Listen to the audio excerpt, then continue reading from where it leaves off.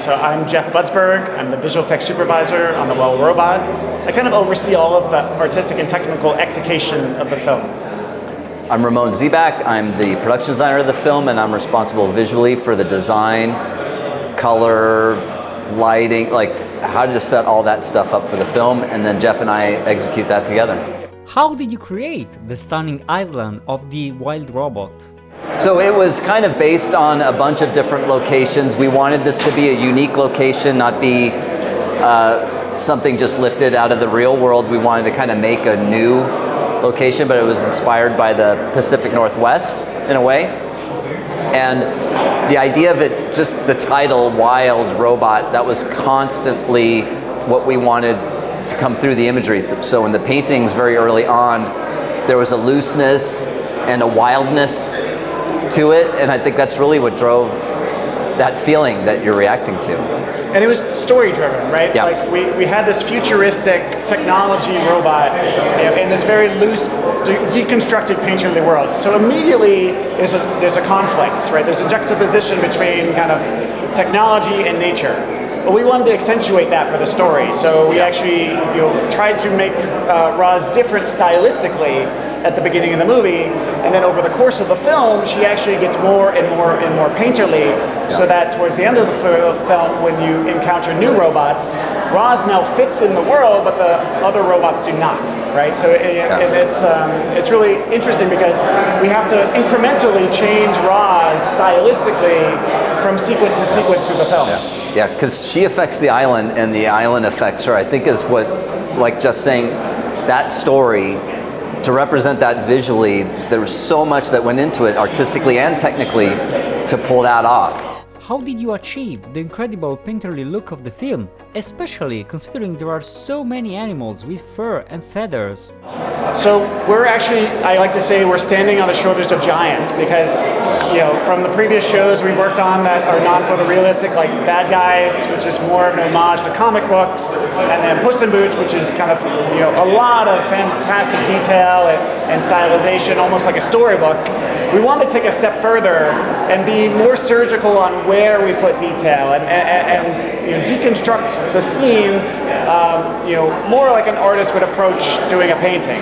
So this is really difficult to do in 3D because like the computer wants to make things realistic and it wants to show off every blade of grass or every leaf in a tree, but that's not how you would paint things. Like you think about things in shape language and silhouettes and colors and gradients of value and being very specific on where detail is. So one of the biggest lessons I learned from the previous films is actually we need to take a step back and be like, every department needs to start thinking about the final frame of the movie. Like modeling doesn't model a bush, they draw the bush in 3D. Surfacing, you can't just put physically realistic shaders on these plants.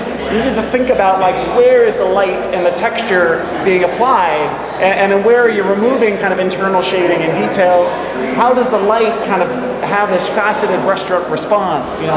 You still have all those great tools that we've developed on Bad Guys and Puss in Boots for lighting and compositing, and then we just took it to the next level on like what else can we do to kind of push the image into ways that accentuate kind of brushstrokes and kind of the handmade feel, because I think that's what makes the film feel so earnest, is that it feels handcrafted. Yeah. It feels like it's not a filter. It feels like somebody was really thought about the final construction of the image and like where you're putting detail, and I'm not sure Ramon wants to talk about this, but where I'll finish is like, the most difficult thing was actually the characters, right? Like we wanted this interesting blend of kind of traditional fur and feathers because the motion gives you something really sophisticated with kind of fur simulations and the muscle and skin moving on the character. But we didn't want to see every fiber of the hair. We didn't want to see every feather. So we had to come up with this kind of hybrid approach of like using real fur and feathers, but kind of augmenting the render properties to make it feel like brushstrokes. Yeah, I think that what CG is great at is generating a lot of realistic detail. And like Jeff said, we didn't want to just filter it because then everything feels like it was approached the same way. But when you paint something, it always came back to a painting approach. If your character's the focus, then maybe it's got a little more detail, and then maybe even in the surrounding area, same. But as you get away from that, you might paint with less detail or block in with less colors. You wanted to be able to control all of that. And that sounds easy for a painter to do on one image, but for a whole pipeline to kind of do it through the whole process and to be able to do it quickly and take notes and apply those notes to the shot, we needed tools that were super robust, and it's great that we're finally at that level, and the technology development that happened at DreamWorks for our film, like Jeff said, we built on top of other films, but all the little attention to detail is what makes Wild Robot. Every little accent mark, everything was kind of thought out, and I didn't think we could handle putting that much into the film. Yeah, I mean, you would never, to sum it up, like you would never create a really push and then filter it. Sorry. Like it doesn't feel authentic. It doesn't feel like the artist, you want to make sure that it feels like we put a lot of craft into the final image. And the big lesson is just almost every department is thinking about the final image from the beginning. Yeah. And living in this kind of 2D, 3D space offers some advantages that you don't get in just a 2D movie, right? We can have dynamic camera moves. You can have wind blowing in the grass and the foliage, right? You can have, painterly depth of field, right? Like, so I think that's what gets everyone excited about this film, is because it's offering something that you don't have in 2D, or do you have in 3D? It gives you something just completely novel. It's impressionistic, but it's totally believable. You know, I think that blend is what people react to. How did you create the juxtaposition between the wild world and the human world? So at the core of our design theory was that Roz would come from a very clean, designed, futuristic world, and Chris and I really, from our childhood, there were artists that were depicting the future. Back then we had a very optimistic view of the future, and Sid Mead was one of those artists, and John Berkey. They just had these great dynamic, exciting views of the future, and we wanted that. We wanted Roz to kind of come from that, because the great contrast is the wild, so the human world, the grass is groomed, the trees are spaced accordingly, and the plazas are clean and beautiful and dynamic, almost too clean, right?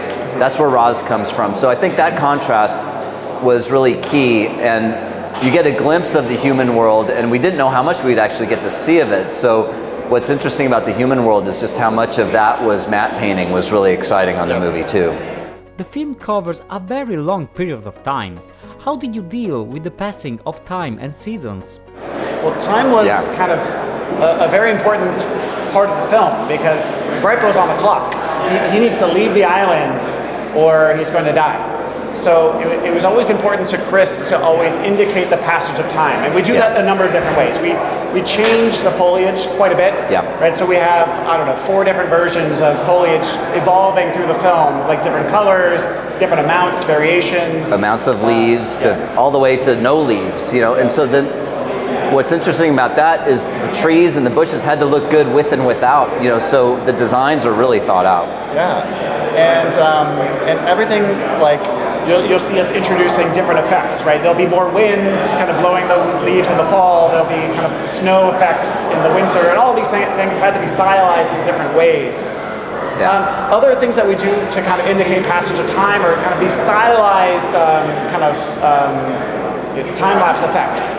So you'll see them in a couple different places in the film. Like when Roz is learning the language, we do kind of this day-night cycle while she's kind of processing the animal's language, trying to figure out how to communicate with them, because she's desperate to have someone give her a task.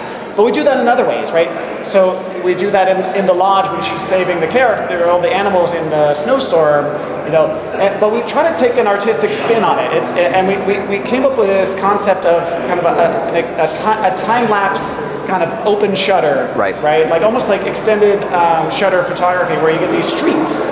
So you'll see the embers almost looking like very sensual brushstrokes, right? You'll see when the waterfall is cresting in the stream while she's learning the language, it feels more like there's streaks of a kind of a time-lapse photography kind of waterfall. So we try to take like very stylistic approaches to some of those time-lapse effects. I think that's what was key to why every little thing stands out in a way to people, is that there was always an opportunity to look at it as a painter would. And the fact that our effects artists or our CFX artists could think the same way or have tools to do those ideas. Because we'd sit there and we'd brainstorm these ideas and we're like, well, I hope we could do this. And we have such a high level of talent now in the CG industry, especially at DreamWorks, that we've got artists that are like, yeah, I'll do that. I'll go away and come back with this great look. And we're like, oh, we were just talking about this thing and now it's actually working. I think that's really exciting about where the medium is right now, is the level of talent of the artists paired with the technology times the willingness to do something new. I think that's what's so big about what we're able to achieve now. Because at least for Wild Robot, having to rethink almost all of our workflows, you'd have your effects artists not just running simulations, but they're drawing, like a painter would. Their illustration, like the splash, is really just drawn images, right? And they're complementing that with splatters, and they're painting ripples, so they're crafting the image like an illustrator would, right? Instead of traditional visual effects where you're running simulations, right? This is more of you're kind of planning the image the same way that you would doing a painting. Yeah. Despite all the details, the image is still clear and readable. How did you do that?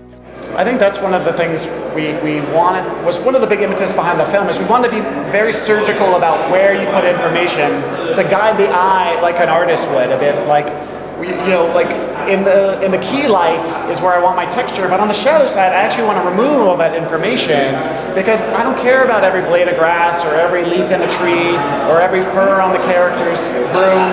Like, I want to think about things more in like shape language and gradients of color and kind of remove a lot of that high frequency information because it's not contributing to the final image. I want to make sure that I'm focusing our efforts in detail where we want the audience to experience the final image.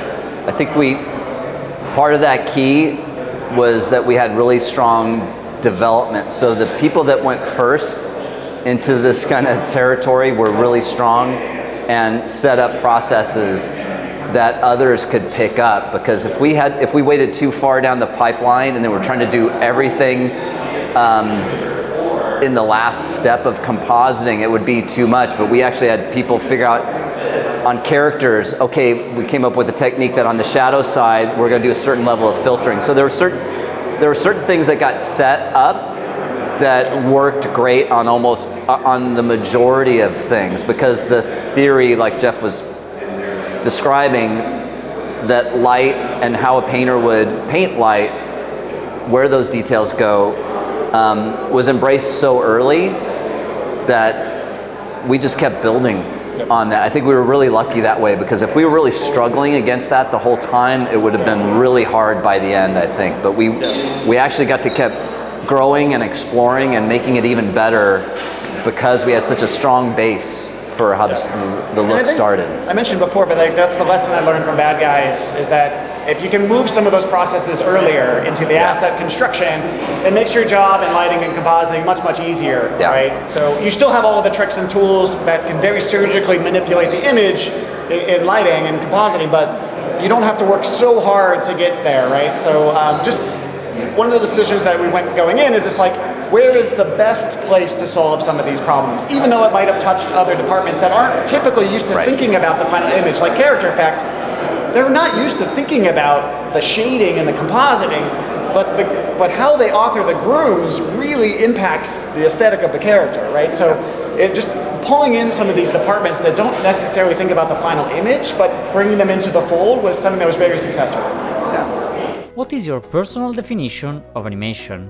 I guess my personal definition of animation is a medium that an artist has full control over, and when it's done well, it's changing styles in a way that, along with the story, are really transporting the viewer to a whole new world seen through different eyes. I think that's what from when Disney was at its height to what we can do now, I think that's when it's the most successful. So for me, I like to say the computer is a pencil, right? And to Ramon's language, like, it is a medium that allows you to express yourself. It's not necessarily, the tools that help you achieve the result. It allows you to express yourself in ways that don't limit yourself like a traditional live action film. Like you can explore different avenues that are physically just not possible. And I think that allows your imagination to run wild in the possibilities of how you can tell your stories. Thank you so much. Thank you, Fabio.